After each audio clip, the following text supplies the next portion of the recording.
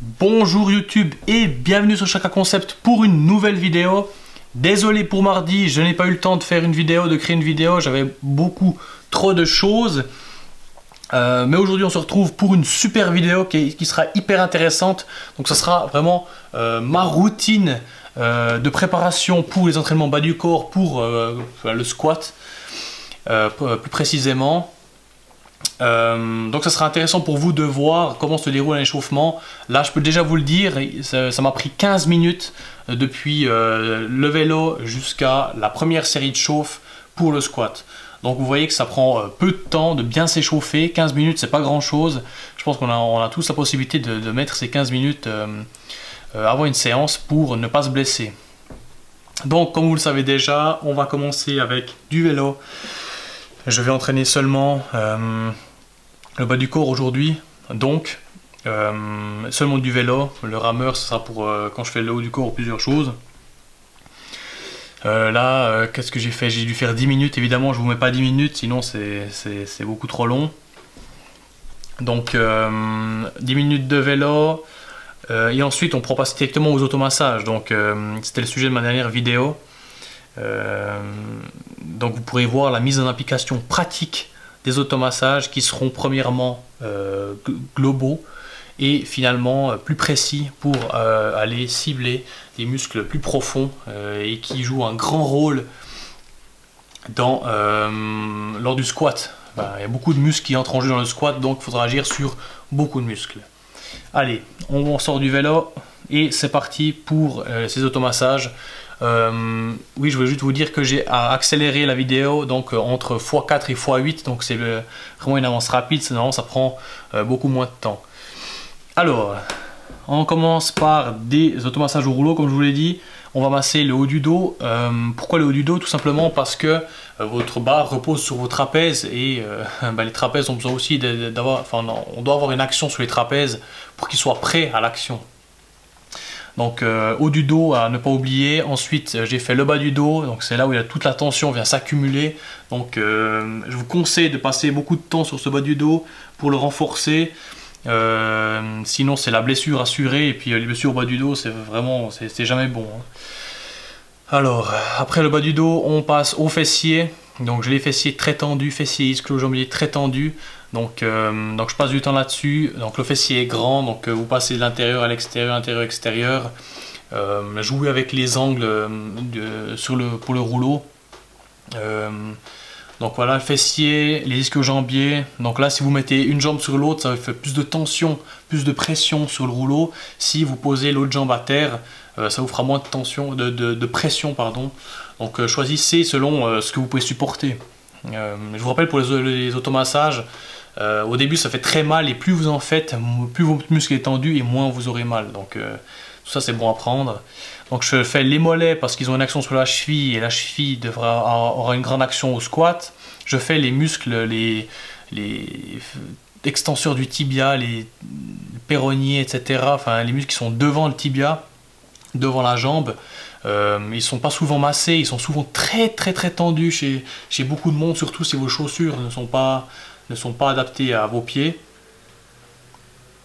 Ensuite évidemment les quadriceps, adducteurs, abducteurs, pour avoir ça a fait mon petit circuit pour les masser globalement. Ensuite on passe aux muscles profonds, donc avec la balle. Vous voyez que sur ma tête que c'est pas que du plaisir. Effectivement ça fait très mal. Donc là on va agir sur le petit, le moyen fessier, le piriforme, le tenseur du fascia lata. Je crois que c'est tout. Donc là ce sont les muscles très profonds qui sont globalement rotateurs externes. Donc à cause de la position assise que tout le monde a, ces muscles sont souvent très tendus, enfin même sans position assise, ces muscles sont souvent très tendus chez tout le monde. Donc si vous enfoncez la balle comme je le fais, ça fait vraiment très mal. Mais encore une fois, plus vous le faites et moins vous aurez mal. Donc là vous bougez la balle sur les zones qui font mal, et là vous gérez le poids du corps. Vous voyez que je me retiens, et plus j'appuie, plus je me laisse aller, plus j'appuierai, plus la balle rentre dans le muscle. Donc à vous de gérer ça. Et là vous voyez que je passe sur le devant, enfin sur le côté pour voir le devant, c'est pour le tenseur du fascia lata qui joue également un rôle d'abduction. Donc l'éloignement de la jambe, enfin l'élévation de la jambe vers l'extérieur. Donc c'est assez intéressant aussi d'agir sur lui, ça peut être très intéressant. Ensuite, donc, le but de ces passages c'est évidemment de relaxer les muscles pour avoir plus de mobilité. Globalement c'est ça le but, hein. Étant donné que je suis très raide, je dois faire ça, sinon c'est un calvaire. Donc je fais ça avant mes entraînements et je fais aussi des séances d'automassage pour vraiment gagner en mobilité sur le long terme cette fois. Là ça sera plutôt actif pendant, je sais pas, 30 minutes après. Donc là j'agis sur mes chevilles qui sont aussi raides, donc sur les tendons autour de la cheville, tendons d'Achille, etc. pour donner vraiment gagner en amplitude sur ces squats. Donc là je vais juste vous montrer la taille de la balle qui va être comparée à ma main.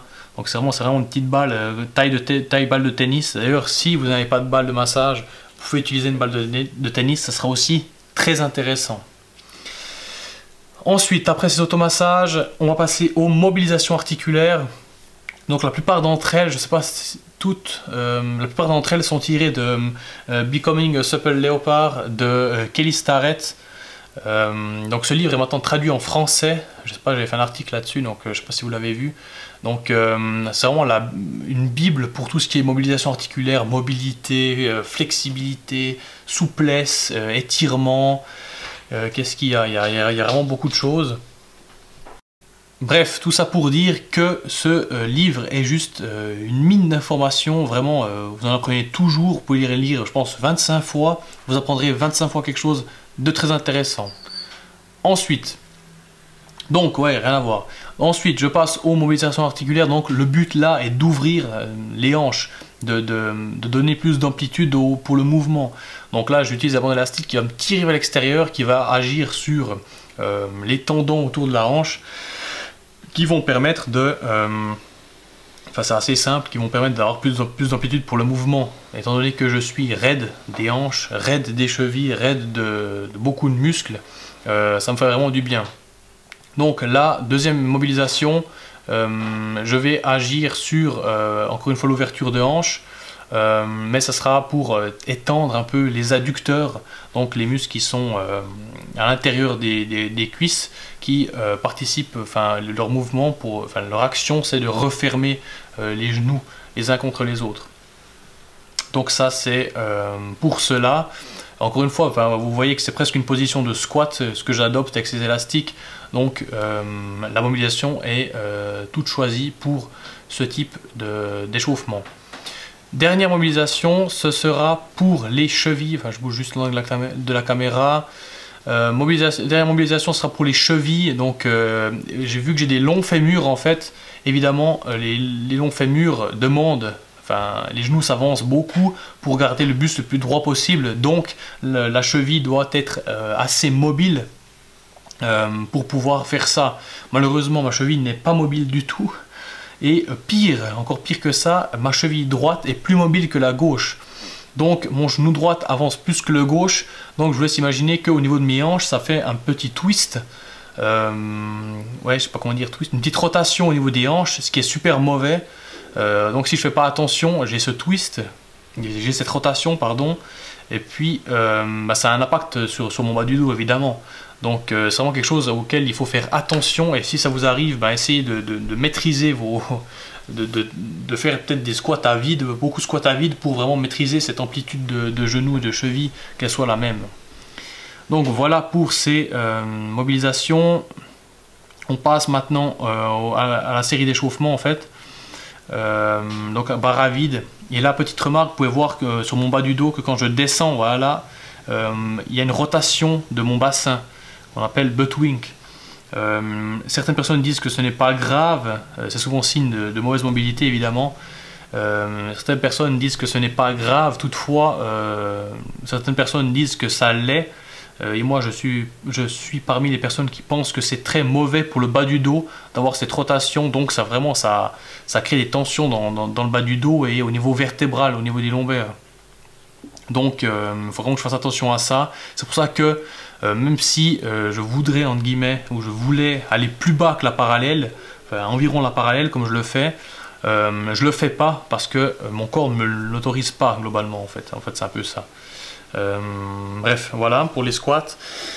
Donc 2 séries d'échauffement, charge ascendante, et ensuite mon entraînement pour les jambes sont simplement 3 séries, une série de 15 répétitions, une série de 10 répétitions, une série de 5 répétitions. Ensuite je fais des soulevés de terre roumains, soulevés de terre jambes tendues, enfin pratiquement tendues.